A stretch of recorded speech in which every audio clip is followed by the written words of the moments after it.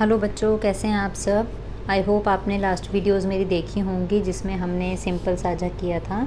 अब मैं आपको जटिल साझा करवाने जा रही हूँ। मैंने देखिए जहाँ पर आपको थ्योरी समझाई है थोड़ी सी इस बारे में, वहाँ पर मैंने आपको बताया था जटिल साझा क्या होता है। तो उसी तरह का एक एग्ज़ाम्पल है ये जो मैं आपको समझाऊँगी। देखिए एग्ज़ाम्पल पढ़िए।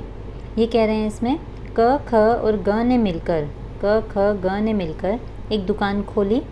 क ने उसमें 500 रुपये 1 वर्ष तक, ख ने 700 रुपये 10 मास तक, ग ने 1000 रुपये 5 मास तक लगाए।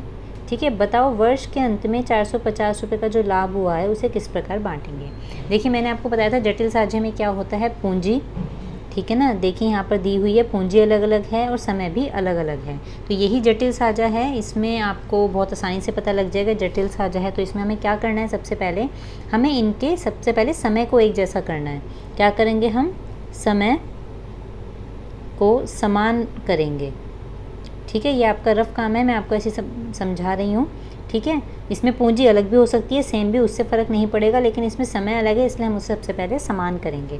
तो आपका सॉल्यूशन कुछ इस तरह से स्टार्ट होएगा। देखिए सबसे पहले इन्होंने कहा है क ने कितने समय के लिए लगाए, 500 रुपये लगाए 1 वर्ष के लिए। ठीक है, तो क का 12 माह, क की 12 माह की पूंजी बराबर 500।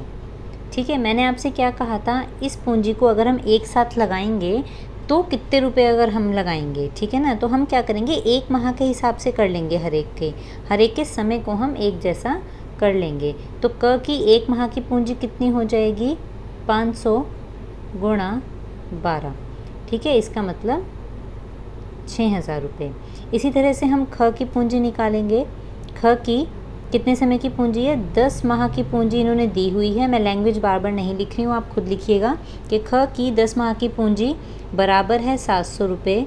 तो ख की 1 माह की पूंजी बराबर है 700 गुणा 10, इसका मतलब 7000 रुपये।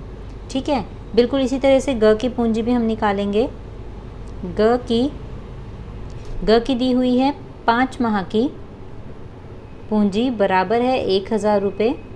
ठीक है, तो ग की हम 1 माह की, देखिए अब हमने इसमें समय, इसमें और इसमें सब में हमने समय बराबर कर लिया है। अब हम सबके बेस इक्वल हो चुके हैं, समान हो चुके हैं। अब हमें कन्फ्यूज़न नहीं है, कोई किसी तरह की दिक्कत नहीं है। गुणा 5 बराबर 5000 रुपये।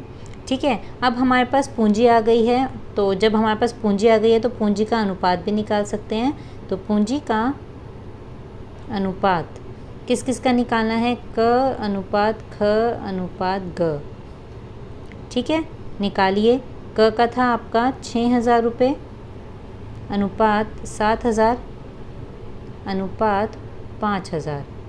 ठीक है, ये एक ज़ीरो है कॉर्नर में, आई विल शो यू, ये लीजिए। ठीक है, अब इसे हम जब सॉल्व करेंगे तो 6000, 7000 और 5000 तीनों में 3 ज़ीरो कॉमन है, हम इसे इग्नोर करेंगे और हम 6, 7, 5 इग्नोर करने का मतलब है अगर आप इसे 10 से डिवाइड करें तब भी ये ज़ीरो कट जाएंगी, आप इसे 100 से डिवाइड करेंगे तब एक एक करके ज़ीरो कटेंगी, आप इसे 2 से भी अगर डिवाइड करेंगे तो भी करके फाइनली आपका 6, 7 और 5 ही आना है। जब 6, 7, 5 आना है तो हम अपना टाइम बचाते हुए, थोड़ा सा अपना माइंड को यूज़ करते हुए इन ज़ीरो को जो कॉमन है उन्हें इग्नोर करेंगे।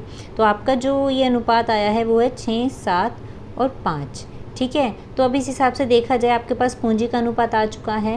और जब हमारे पास पूंजी का अनुपात होता है तो हमारा अगला स्टेप क्या होता है, क, ख और ग की जो पूंजी का अनुपात आया था वो कुछ इस तरह था, 6 अनुपात 7 अनुपात 5। और जब हम अनुपात हमारे पास आ जाता है तो ऑब्वियस सी बात है हमें इसका क्या निकालना होता है, योग।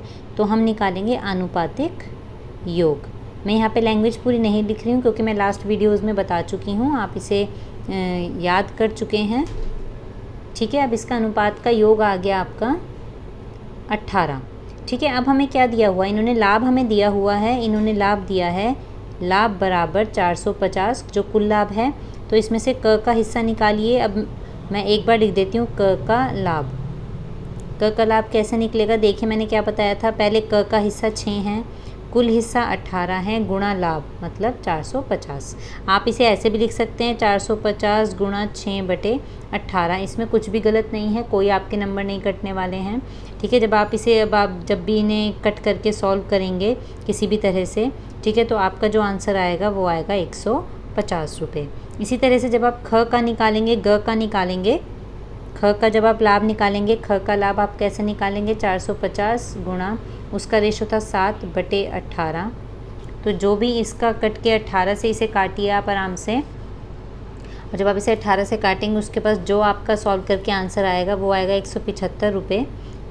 ठीक है, और ग का जो लाभ था वो किस तरह से आएगा, 450 गुणा ग का हिस्सा था 5/18। फिर आप 18 से इसे काट के कॉमन संख्या बार बार निकलेगी जिसकी मल्टीप्लाई होएगी इनके अपने भाग में, और इसका आंसर आपका आएगा 125 रुपये। तो ये आपका लाभ है 150, 175 और 125 रुपये जो क ख ग का है। तो हमने इसमें सबसे पहले क्या किया, सबसे पहले हमें पहला स्टेप क्या लेना है, स्टेप पहला है हमारा कि सबसे पहले आप समय को समान कीजिए। समय को क्या कीजिए, समान कीजिए।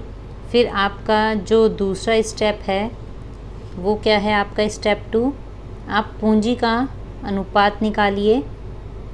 ठीक है, आपका स्टेप 3 है आप इस अनुपातिक योग निकालिए। ठीक है, और आपका जो स्टेप 4 है, और यही सभी क्वेश्चंस में चलेगा, इसी तरह से हमें सभी क्वेश्चन करने हैं। और जो हमारा लास्ट स्टेप है वो है आप लाभ को उस योग के हिसाब से लाभ को बांटें। ठीक है, यही आपका लास्ट स्टेप है। ठीक है, तो थैंक यू फॉर दिस। और अब मैं मिलूँगी अगले एग्जाम्पल के साथ अगली वीडियो में। छोटे छोटे इससे डाल रही हूँ जिससे माइंड पे बर्डन ना पड़े, आप आराम से समझ सकें। अब आप मेरी नेक्स्ट वीडियो ज़रूर देखिएगा। तब तक के लिए थैंक यू, बाय।